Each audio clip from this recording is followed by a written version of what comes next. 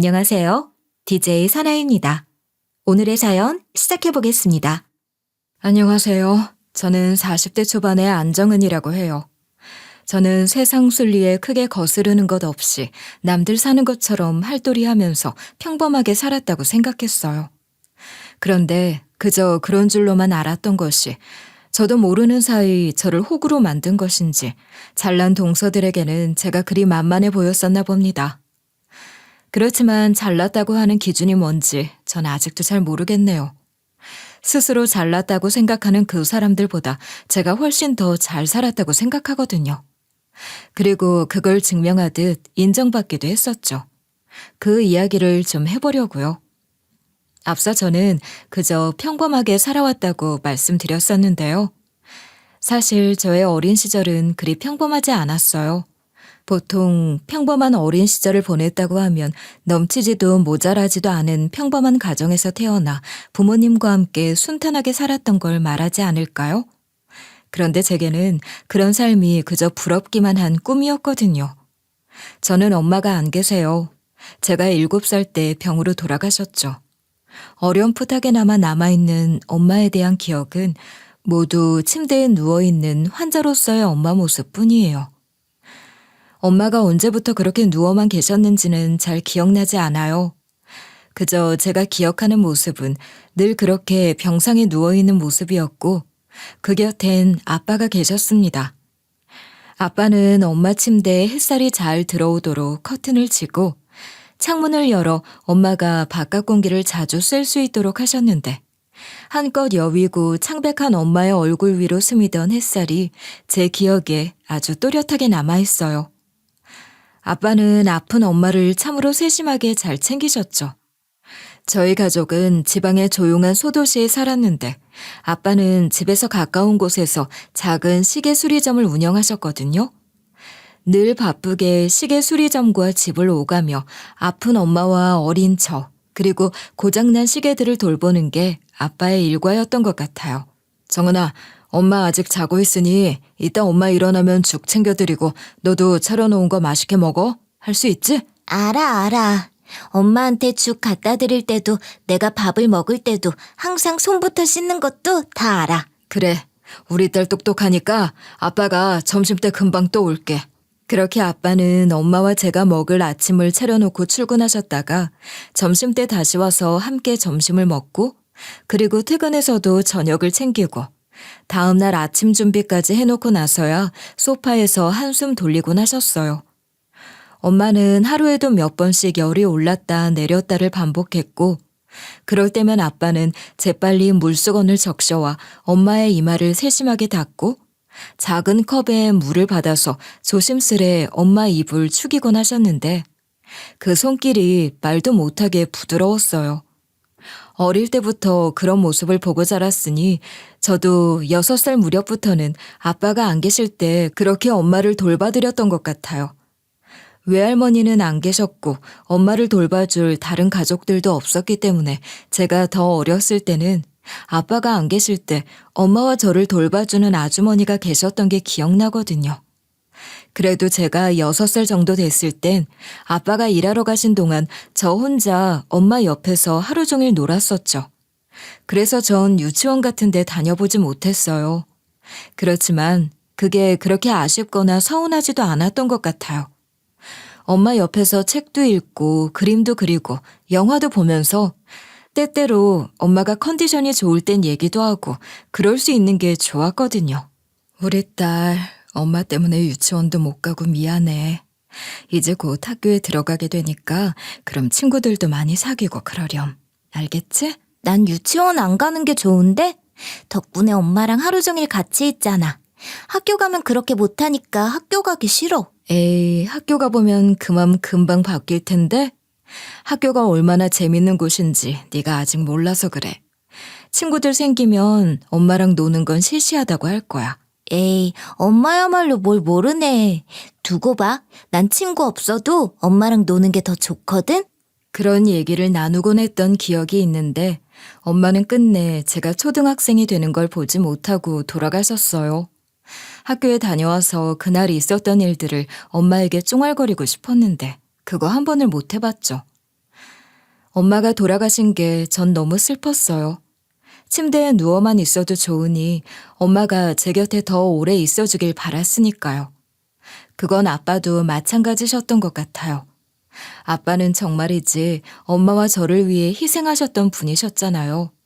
그런 삶에 지칠 만도 한데 전혀 그러지 않으셨고, 아빠 역시 엄마가 돌아가신 것을 진심으로 슬퍼하셨어요. 사실 저희 아빠가 표현을 많이 하는 다정한 분은 아니시거든요. 그보다는 무뚝뚝하고 성실한 편이시죠. 전형적인 경상도 남자를 생각하시면 될 것 같아요. 그런 아빠가 늘 하셨던 말씀이 있는데요. 남들 앞에서 주눅 들지 마라 하는 말씀이셨답니다. 아빠 본인이 그렇게 사셨던 분이기도 하시고 말이에요. 엄마가 돌아가신 후에도 아빠는 어린 저를 돌보느라 혼자 고생을 많이 하셨어요. 그런 모습을 보고 자랐으니 저는 늘 제가 아빠에게 짐이 되면 안 된다는 생각을 했던 것 같아요. 흔히 철이 일찍 든다고들 하잖아요. 제가 그랬던 거죠. 어릴 때부터 스스로를 통제하는 것에 익숙했고 늘 얌전하게 굴려고 노력하는 눈치 빠른 아이였어요. 학교에서도 늘 하라는 것을 열심히 하는 모범생이었답니다. 숙제 한 번 빠뜨린 적이 없었고 수업 시간에 조는 일도 없었어요. 언제나 제 자리에 조용히 앉아있는 학생이었어요. 그렇지만 친구들 사이에서의 존재감은 희미한 아이였어요. 있는 듯 없는 듯 반에 있는 줄도 잘 모르는 그런 아이요. 생일 잔치에 초대받을 정도로 친하게 지내는 친구도 별로 없었고 운동장 놀이기구에서도 늘 주변부에 밀려나 있는 아이. 어디에서도 중심에 선 적이 없었던 것 같아요. 딱히 그게 싫지도 않았어요. 아무도 절 괴롭히는 사람이 없으니 됐다 싶었고 저 역시 누구에게 폐를 끼치지 않았으니까요. 그저 제게 주어진 일을 하며 하루를 보내는 게 저대로는 좋았어요. 그런데 그런 제 모습이 선생님들 눈에는 다소 걱정스러워 보이셨던 적도 있었던 것 같아요. 정은아, 너 요새 학교 생활은 어때? 힘든 건 없어? 네, 다 괜찮아요. 좋아요. 그래? 근데 말이야. 네가 누구 다른 친구랑 같이 있는 걸 잘 못 본 것 같아서. 점심시간이나 쉬는 시간, 체육시간이나 음악시간에 교실을 옮길 때도 늘 혼자 있더라고. 전 그냥 혼자가 편하고 좋아요. 그게 문제가 되나요? 아니야, 그럴 리가. 그런 건 아니지만 친구들이랑 어울리면서 얘기도 더 많이 하고 웃기도 하고 그럼 좋지 않을까 해서. 지금도 그냥 그럴지도 모르지만 이 시간이 다시 돌아오진 않으니까. 어른이 되어서도 소중하게 간직할 수 있는 추억도 만들면 좋잖아. 훈계가 아니라 애정을 담아 절 안쓰럽게 바라봐 주시는 선생님들도 계셨고 그게 참 감사하기도 했지만 그래도 제 생활은 크게 달라지지 않았던 것 같아요. 이미 저는 그렇게 지내는데 너무 익숙해져 있었거든요. 학창시절 내내 그런 아이로 지냈고 착실하게 공부한 결과 지역 국립대에 진학할 수 있었습니다. 제가 사는 지역에서는 서울에 있는 대학 중에서도 아주 좋은 학교에 가는 게 아니라면 지역 국립대에 진학하는 걸 최고로 치거든요. 제가 학교를 다닐 때만 해도 특히 여학생들에게는 더 그랬던 것 같아요. 저 또한 그런 생각으로 지역 국립대에 진학했는데 대학생이 되었다고 해서 제 생활이 그리 많이 달라진 것도 없었어요. 특별히 어느 모임에 들어가서 활발한 활동을 하지도 않았고 돌이켜보면 참 심심하고 재미없게 살았던 것 같네요. 등록금 생각도 안 할 수가 없어서 국립대에 꼭 들어가고 싶었기 때문에 전공은 그저 점수 맞춰 들어갔던 것인데 제 적성과는 잘 안 맞았던 것 같아요. 그렇다고 취직이 잘 되는 전공도 아니었으니 결국 제가 선택한 것은 공무원 시험이었답니다.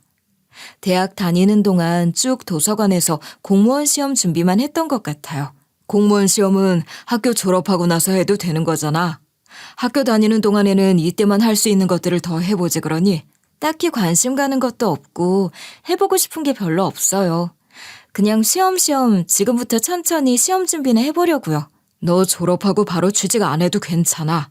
그 정도 형편은 되니까 대학 때 하고 싶은 것도 더 해보고 고민도 해보고 그러란 소리야.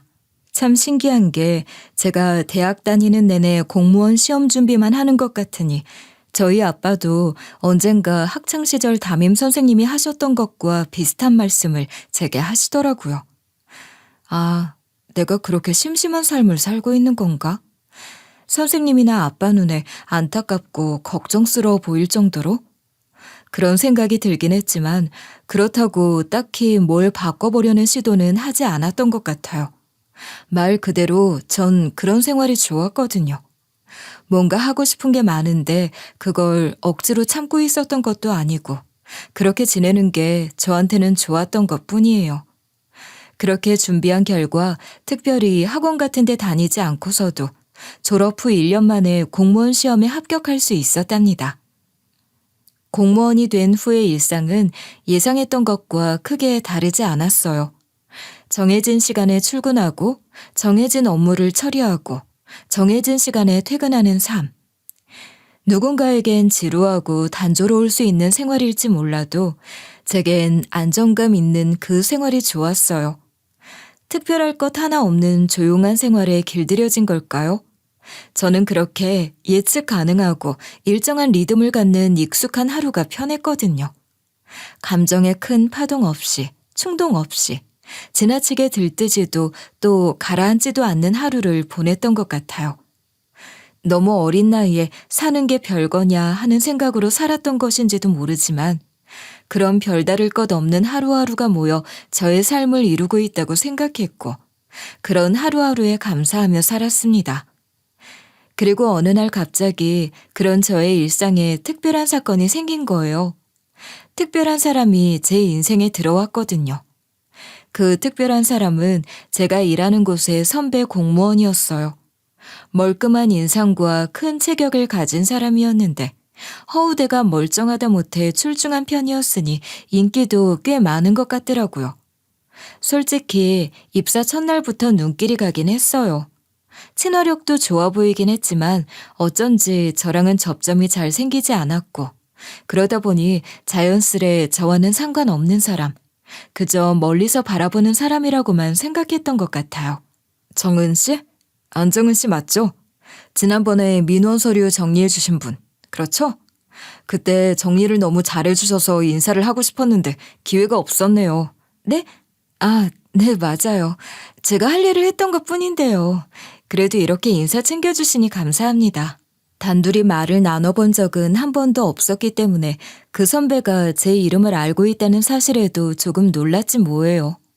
당황해서 어색한 웃음을 지으며 버벅거리며 대답했는데 제 심장이 익숙하지 않은 박자로 뛰고 있다는 게 느껴지더라고요. 그렇게 몇 마디 더 말을 붙이게 됐고 마침 점심시간이라 구내식당까지 동행해 점심을 같이 먹게 됐어요.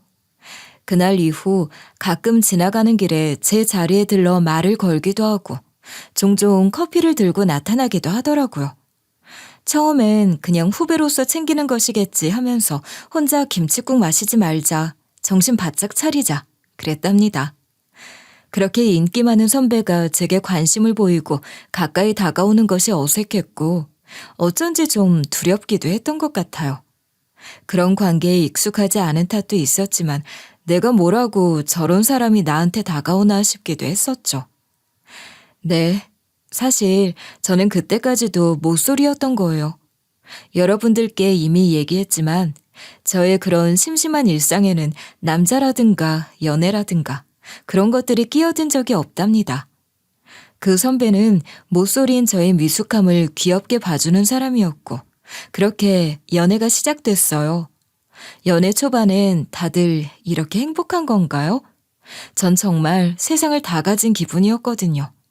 전 제가 공무원이 된 것만으로도 너무 좋았는데 같은 공무원인 남자친구, 그것도 이렇게 인기 많은 훈남 공무원 남자친구라니요. 그저 행복하기만 했고 주변 동료들도 다들 부러워했죠.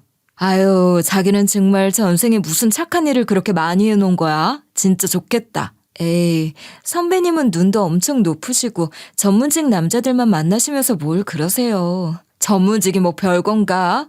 공무원 좋잖아. 게다가 공무원 부부. 철밥통이 2개 아니야. 나 요즘 자기 연애하는 거 보면 그렇게 부럽더라. 게다가 잘생겼잖아. 그런 남자 절대 흔한 거 아니다. 꽉 잡아. 밀당도 해가면서, 응? 전 그런 거 할 줄 몰라요. 연애라고 뭘 해봤어야 알죠. 그냥 좋으면 좋은 대로 그렇게 지낼래요. 머리 써가면서 힘들게 연애하고 싶진 않아요. 아유, 모르는 소리. 적당한 밀당은 연애의 활력소라고. 넋 놓고 있다가 여우 같은 애한테 뺏기지 말고 남자친구 간수 잘해.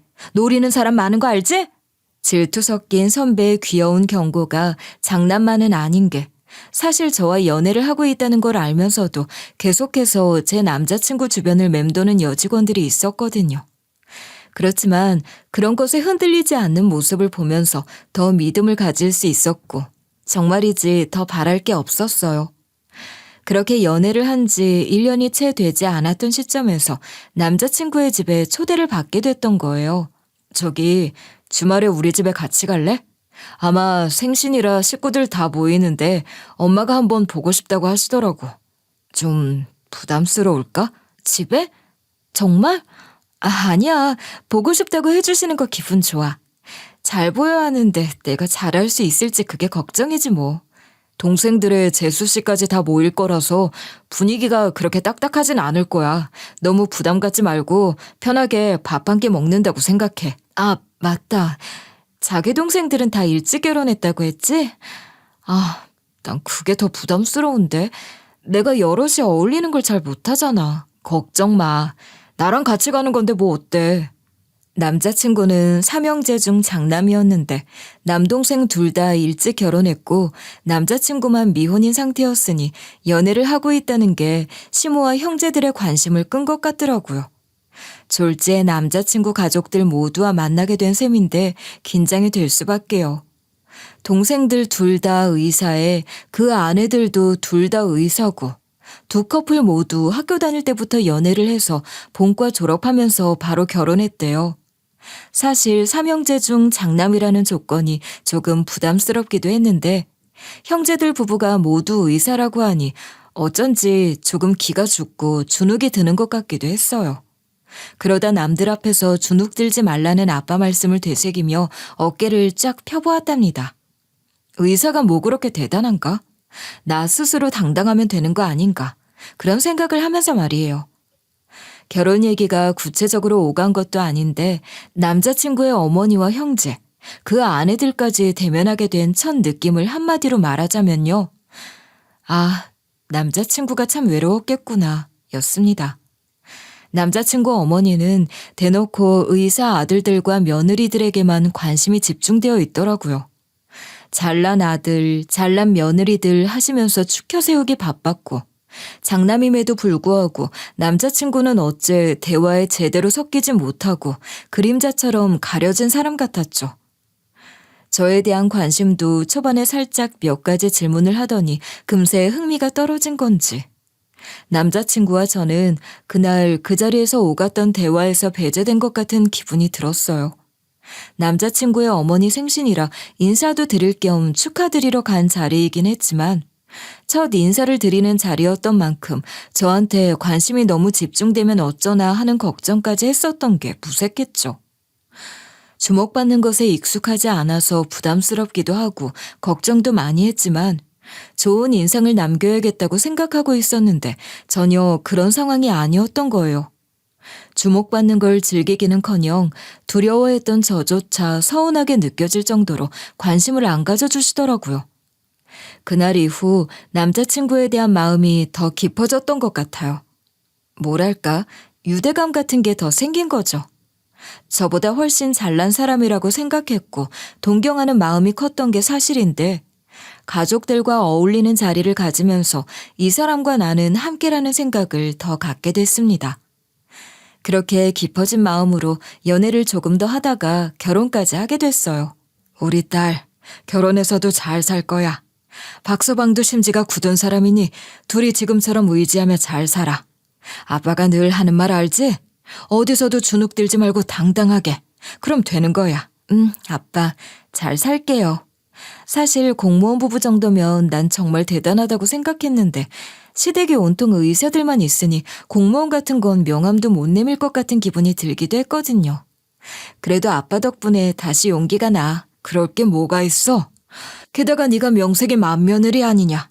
네가 잘해야지. 잘할 거야, 우리 정은인. 맞아요. 아빠 말씀처럼 제가 맏며느리잖아요.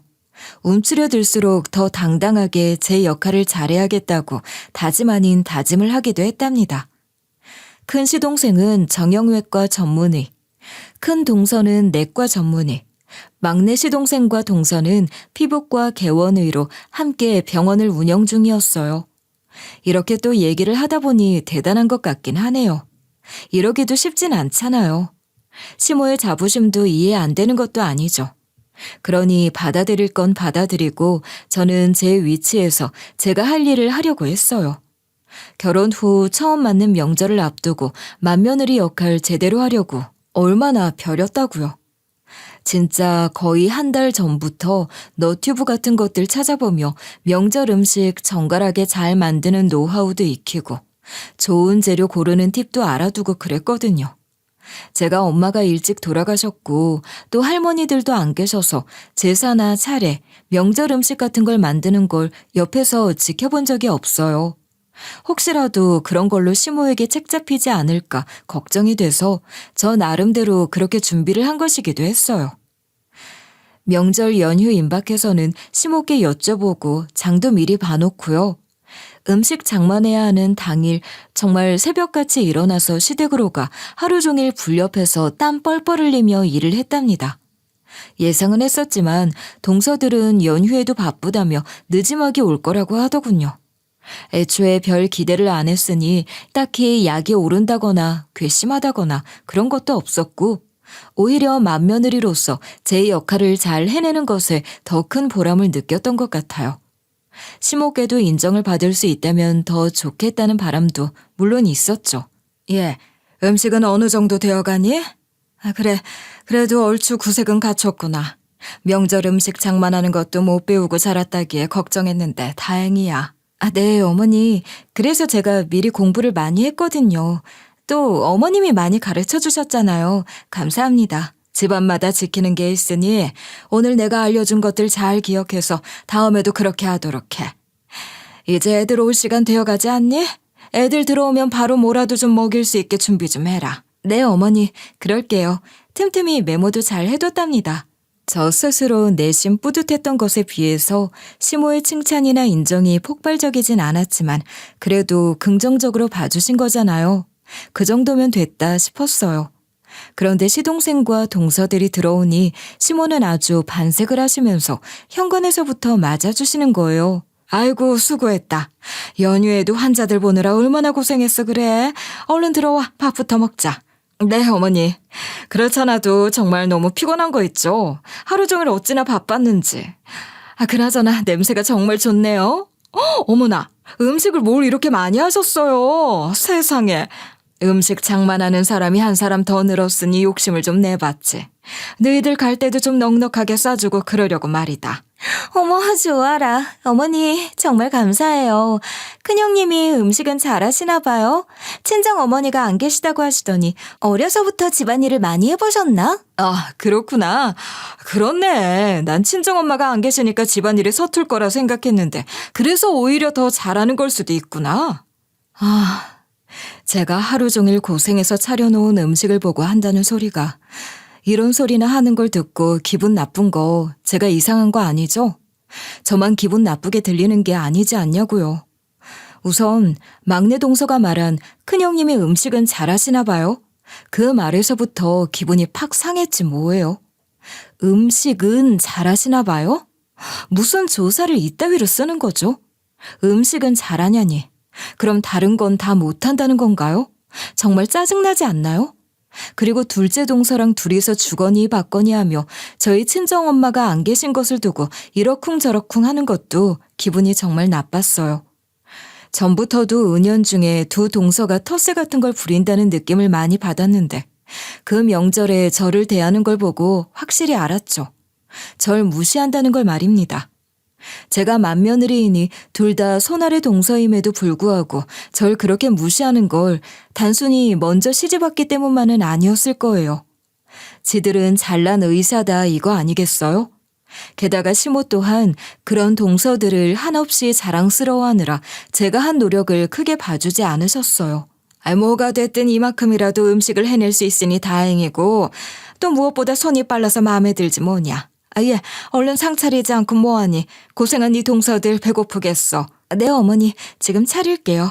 형님이 들어오셔서 어머님이 한결 편해지신 것 같아서 다행이에요. 명절이라고 와서 돕지도 못해서 늘 죄송했거든요. 아유, 우리 의사 며느리. 그 힘들고 어려운 일 하는 네가 무슨 명절 걱정을 해. 너희들은 그냥 와서 맛있게 먹어주기만 하면 돼. 알겠니? 음식 준비하느라 하루 종일, 아니 몇 날 며칠을 고생한 제게는 그저 손이 빠르다는 말이 최고의 칭찬이었고, 음식 준비라곤 손에 대지 않은 동서들에게는 우리 의사 며느리로 시작하는 찬사가 끊이질 않더라고요. 씁쓸했어요. 그렇지 않다면 거짓말이겠죠. 명절뿐만이 아닙니다.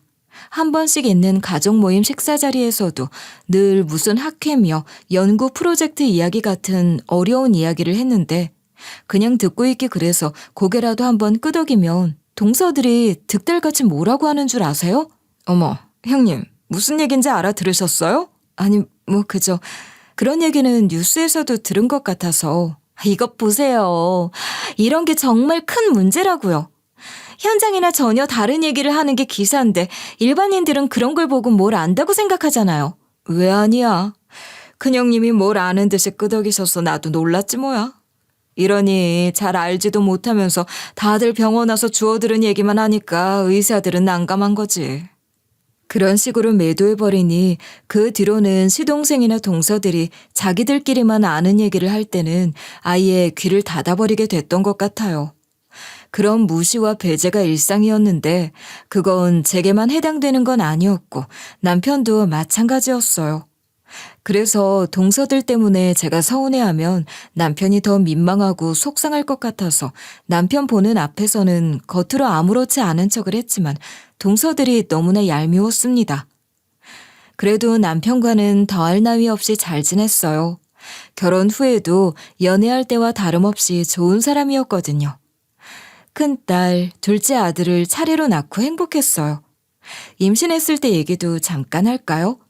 임신해서 입덧할 때나 배불뚝이일 때도 시댁 행사 한 번 빠진 적 없고 제가 할 수 있는 최선을 다했어요. 임신 중에 맞은 명절 때도 제 역할을 다했으니까요. 그렇게 제가 노력하는 모습을 보이면 시모도 제 마음을 알아주실 거라는 기대도 솔직히 했던 것 같아요. 그렇잖아요. 그만하면 시모도 알아줄 법도 하지 않나요? 그러나 여전히 시모에게는 의사 아들 며느리들만 중요한 것 같더군요. 서운해도 어쩌겠어요. 남편과 아이들, 저희 네 식구 행복하다는 것만으로도 감사하며 살았죠. 그런데 시모가 암 진단을 받으신 거예요. 집안에 의사가 넷이나 있는데 발견이 늦은 편이었거든요. 정기 검진 중에 간 종양이 발견되어 조직 검사를 했는데 간암 3기 확진을 받으셨습니다. 내가 오늘 담당의를 만났는데 전이 조짐도 있다고 하고 예후가 좋지 않다고 해. 우선 당장 항암 치료부터 시작해야지. 엄마도 연세가 있으셔서 간 기능이 급격히 떨어질 수도 있어서 걱정이네. 아무래도 일상생활 하시는데도 지장이 있을 거야. 시동생들과 동서들, 그리고 저희 부부까지 자식들이 모두 모여서 의논을 하는 중에도 시동생과 동서들이 전문적인 용어를 써가며 기선제압을 하는 듯이 굴길래 저희 부부는 그저 듣고만 있었어요. 시모 상태에 대해서 알아야 했으니 시동생이나 동서가 하는 얘기들에 귀를 기울이면서 말이에요. 일단 항암 1차 들어가고 보조치료까지 하면 치료기간만 해도 꽤 길어지겠네. 맞아요. 입원하셔야 하는 기간도 있고 퇴원하셔서도 상주하는 보호자가 있어야 하지 않겠어요? 간병인을 쓰게 되면 비용이야 우리가 대면 되지만. 돈이 문제가 아니지. 간병인이 하면 얼마나 잘하겠어. 안 그래? 형님, 안 그래요? 그러니까요. 저희 친정 작은 어머니도 간병인을 몇 번이나 갈아치우셨다니까요. 사람 쓰는 거 그거 보통 일 아니에요.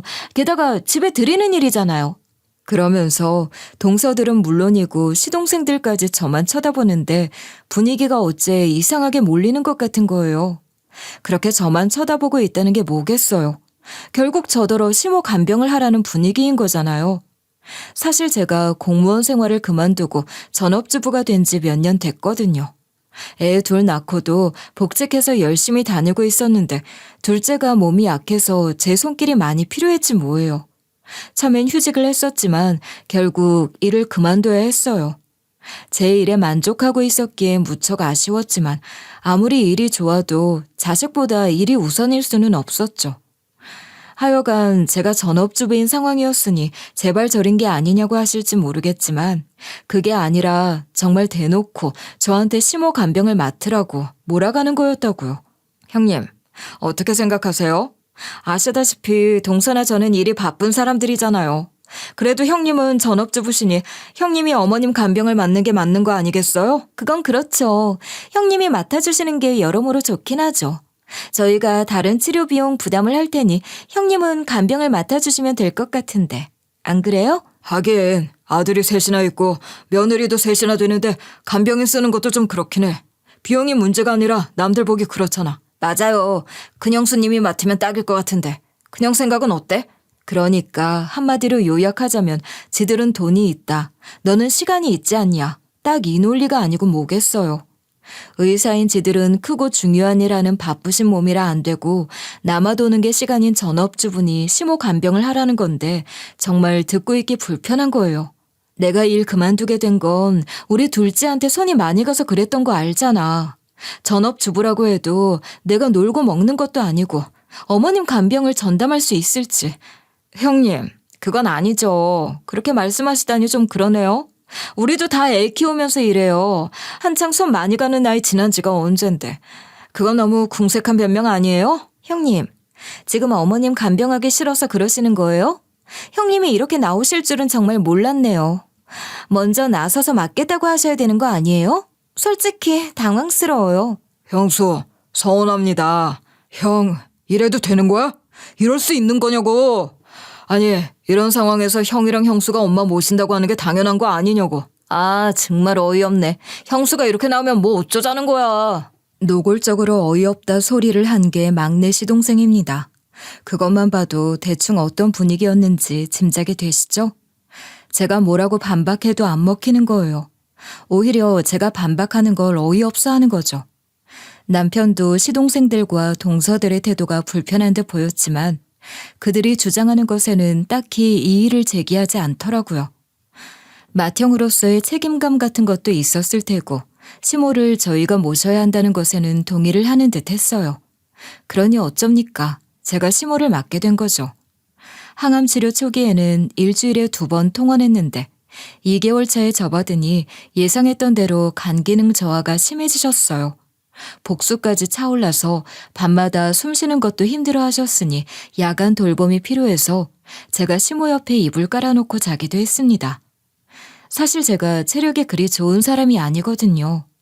그렇잖아도 손목인대 염좌 때문에 고생하고 있었는데 수면 부족으로 인한 탈모까지 시작됐어요. 참엔 어찌나 놀랐는지 말도 못해요.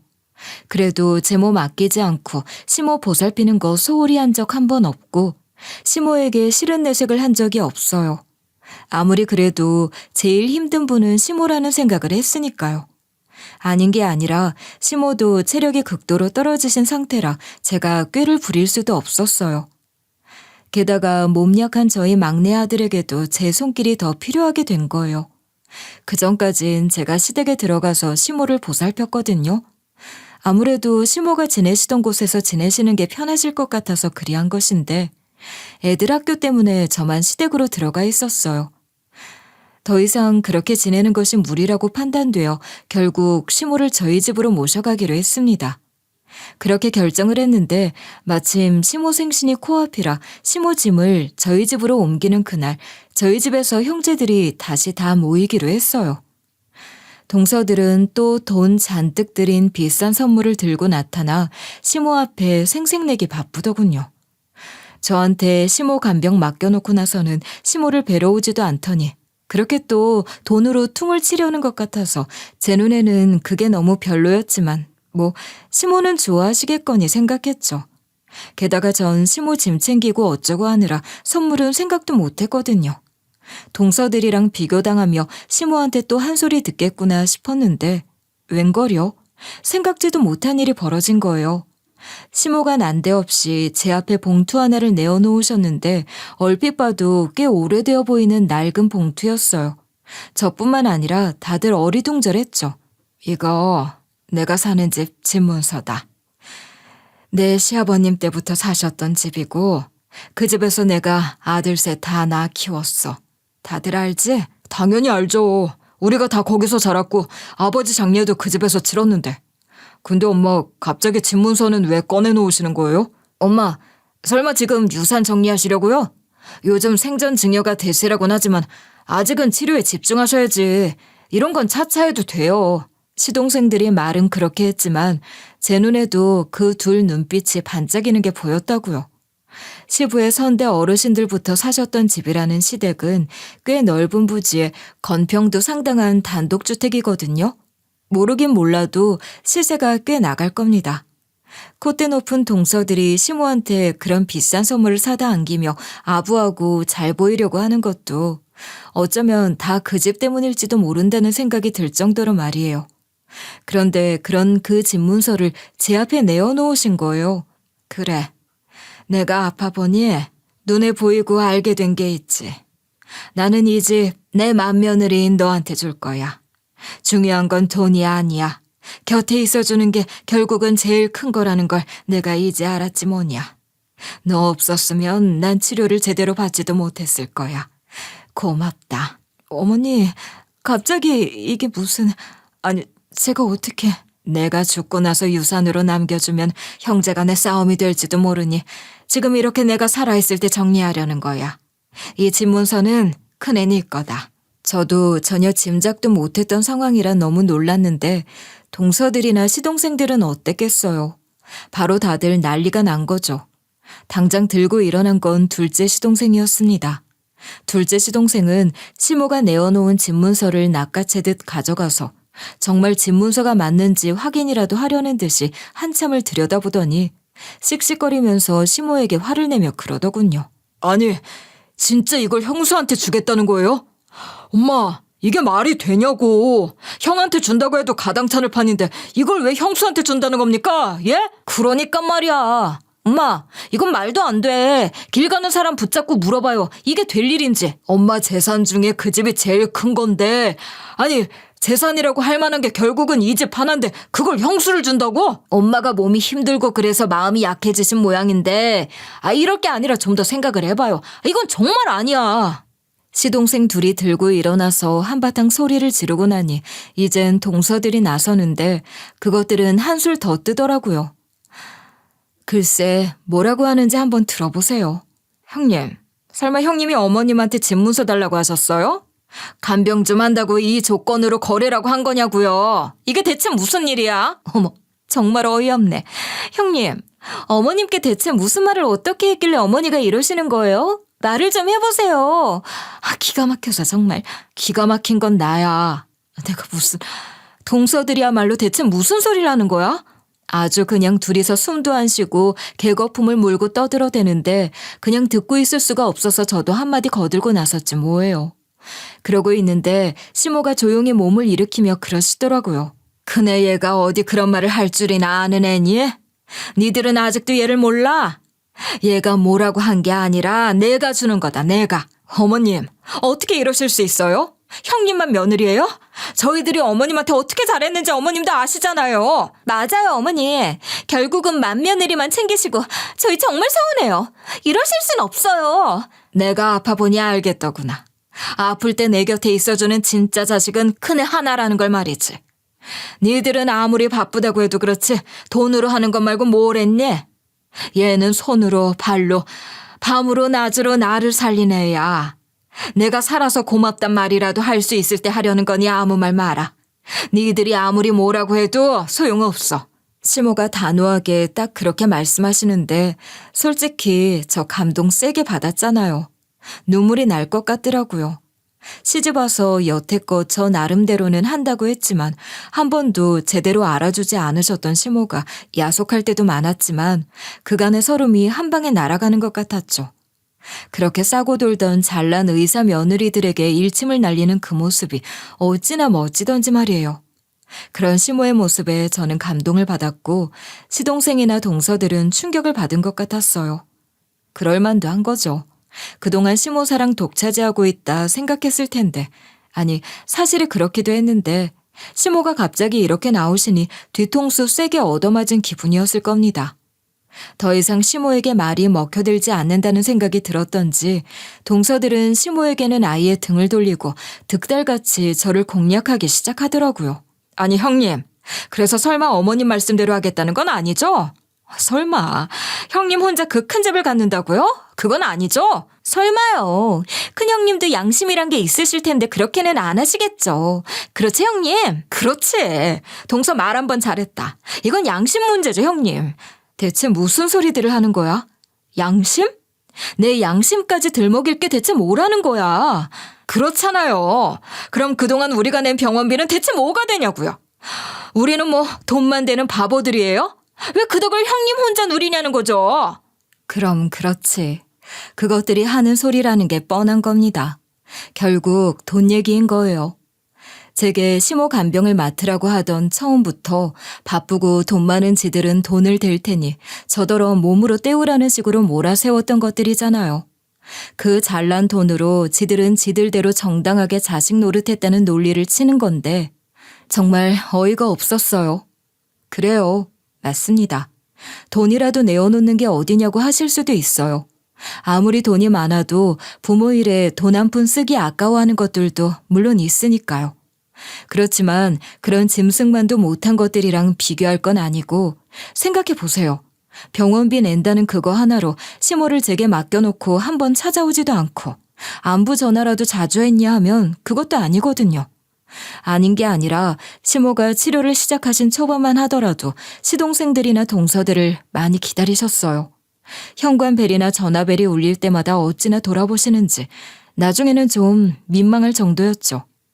그렇게 목 베고 기다리셨는데 전화 안부마저 제대로 챙기지 않았으니 시모도 그때부터 뭔가 많이 느끼셨을 거예요. 처음엔 실망하셨을 테고 그러다 괘씸하다는 생각도 하셨을 테고 어느 시점부터는 내려놓게 되신 것 같은데 그게 그냥 포기하시는 게 아닌 거죠. 그 자식들의 진심에 대해서 깨닫고 생각하게 되셨을 겁니다. 그런 시모 마음을 아는지 모르는지 동서들은 그 난리를 치고 있는데 시동생들은 그런 동서들 말릴 생각은커녕 같이 들고 일어나는 거예요. 아무리 생각해도 이건 말이 안 돼. 부당하다고요. 이런 식이면 우리도 가만히 안 있지. 증여 무효 소송 그런 거라도 할 수밖에. 그럼 어쩔 수 없으면 그렇게라도 해야지. 내 친구들 중에 변호사 많은 거 형도 알지? 제대로 알아보고 대처해야 해. 아이고, 결국 소송 어쩌고 하는 소리까지 나왔고 시모는 그런 시동생들을 보며 뒷목을 잡으시더군요. 저도 기가 막히던데 시모는 어떠셨겠어요. 그렇게 자랑스러워하며 귀하게 여겼던 아들 며느리가 그 꼴을 보였으니 말이에요. 뒷목 잡는 시모가 그러다 쓰러지시기라도 할까봐 걱정이 되기도 했고 어떻게든 그 상황을 정리해야겠기에 제가 아주 그것들에게 호통을 쳐줬습니다. 지금 이게 무슨 짓들이에요? 어머니 아직 몸이 정상 아니신 건 몰라요? 그래, 서방님들이랑 동서들이 돈은 냈죠.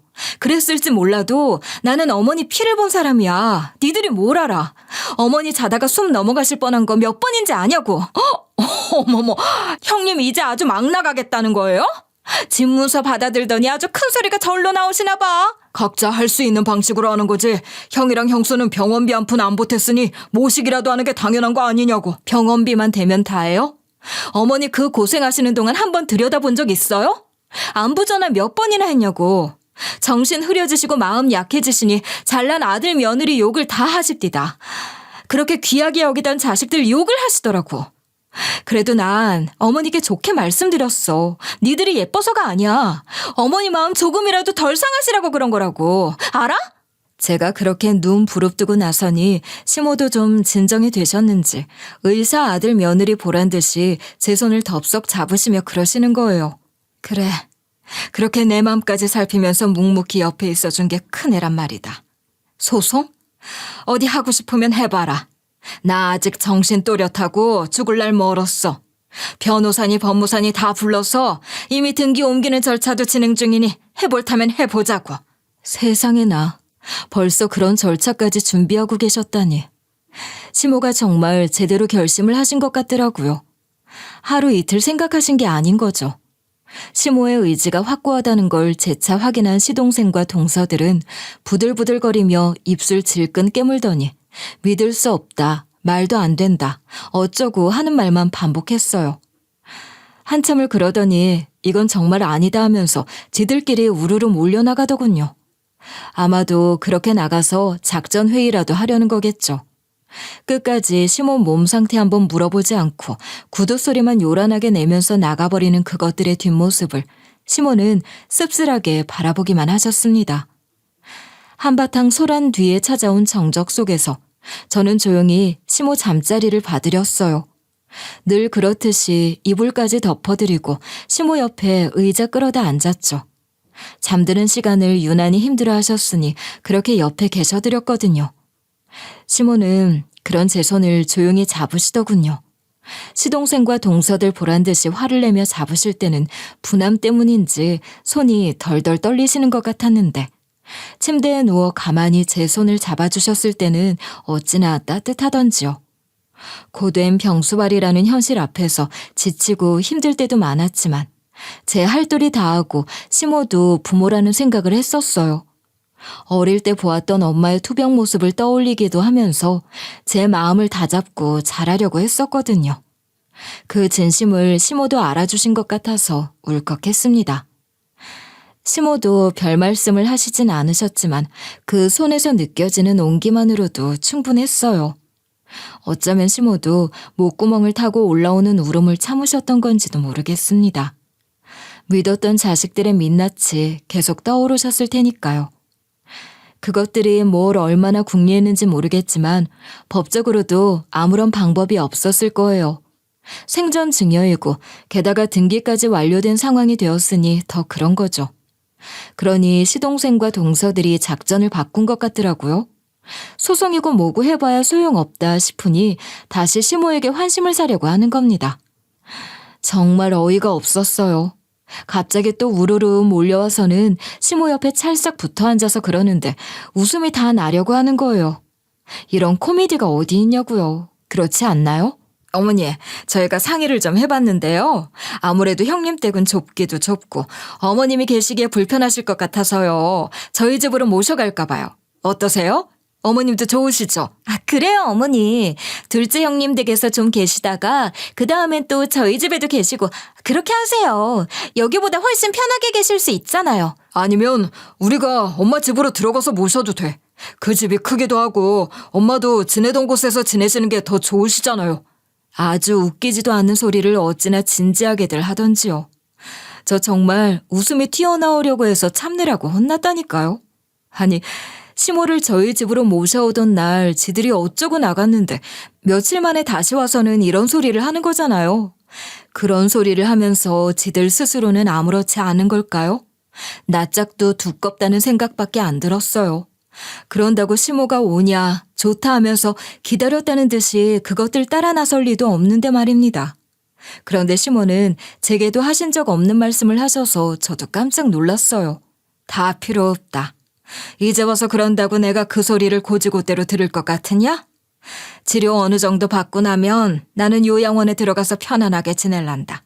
그러니 그리 알아. 어머니, 갑자기 그게 무슨 말씀이세요? 요양원이라뇨. 말도 안 돼요, 어머니. 저희들이 있는데 왜 요양원에 들어간다고 하시는 거예요? 그럴 수 없죠. 저희가 모실게요. 그래요, 어머니. 저희가 정말 잘 모실 테니 그런 말씀 마세요. 시끄럽다. 그만두지 못해? 어디서 마음에도 없는 소리를. 듣기 싫으니 그만해. 그런다고 그 집 다시 니들한테 돌아갈 일 없으니 다 그만두란 말이다. 어디서 그런 기운이 나셨는지 시모는 온 집이 쩌렁쩌렁 울릴 정도로 큰 소리로 그것들에게 호통을 치며 쫓아내셨죠. 그리고는 결국 말씀하셨던 대로 요양원에 들어가시겠다고 하시더군요. 치료가 어느 정도 마무리됐고 몸 상태도 많이 좋아지시기도 했고 의료진들이 항시 대기하고 있는 요양원에서 전문적인 돌봄을 받겠다고 하시니 저나 남편도 더 이상 시모의 고집을 꺾을 수가 없었어요. 그렇게 시모를 요양원에 모시고 저희 식구들은 시모가 주신 집, 시모가 안 계시는 시댁에 들어가 살고 있답니다. 마당도 꽤 넓고 건평도 상당히 큰 집이라 그런 집을 새로 주기도 애매하고 무엇보다 그 집에 있는 물건들이며 그 집에 깃든 모든 것 하나하나가 다 남편과 시댁 식구들의 추억이 서린 것들이잖아요. 그런 집을 처분할 수도 없는 것 아니겠어요? 고민을 하다가 결국 저희 살던 집을 처분하고 시모가 주신 집에서 살기로 한 거예요. 저희가 들어가서 집 관리하며 살겠다고 하니 시모도 무척 좋아하셨고 저희도 마음이 참 좋았죠. 요양원에 계시는 시모에게는 정기적으로 찾아뵙고 있어요. 물론 안부 전화는 매일 드리고 있고 때로 영상통화도 한답니다. 저희 막내가 할머니 얼굴 보고 얘기하고 싶다고 해서 영상통화를 시도하게 됐는데 처음엔 어색하고 쑥스럽다 하셨던 시모가 지금은 먼저 영상통화를 걸어오곤 하세요. 저희 아이들도 할머니랑 그렇게 통화하는 걸 재밌어하니 더 바랄 게 없죠. 요양원에서 외출하시면 꼭 저희 집에 모셔와 며칠 같이 지내기도 하는데요. 시모는 시모가 살 때보다 집에 더 온기가 돈다 하며 좋아하세요.